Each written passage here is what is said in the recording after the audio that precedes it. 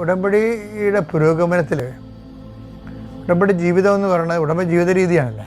ഇത് പുരോഗമിക്കുമ്പോൾ നമ്മൾ ശ്രദ്ധിക്കണം. നിങ്ങൾ വിളിയും തിരഞ്ഞെടുപ്പും ഉറപ്പിക്കുന്നതിൽ ഉത്സാഹം പ്രാപിക്കണം. ഇപ്പം ചില ആൾക്കാർക്ക് വിളിയും തിരഞ്ഞെടുപ്പും ഇപ്പം 3 പുതുക്കിയാലും ആ വിളിയും തിരഞ്ഞെടുപ്പും ഉറക്കത്തില്ല. കാര്യം എന്താണ്? അവർക്ക് ഉത്സാഹം ഇല്ലാത്തത് കൊണ്ടാണ്. കാര്യം ദൈവമായിട്ട് ഇടപാടിനൊക്കെ നമുക്ക് വേണ്ടത് ഉത്സാഹമാണ്. ഉടമ്പടി പുതുക്കുമ്പോഴൊക്കെ നമുക്ക് വേണ്ടത് ഉത്സാഹമാണ്.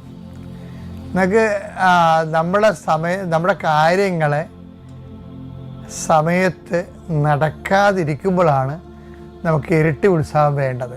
പ്രാർത്ഥന കേൾക്കാതെ ലാഗ് ചെയ്യുന്ന കാലത്ത് നീ ഇരട്ടി ഉത്സാഹം കാണിക്കണം. വിളി ഉറപ്പിക്കണം, തിരഞ്ഞെടുപ്പ് ഉറപ്പിക്കണം.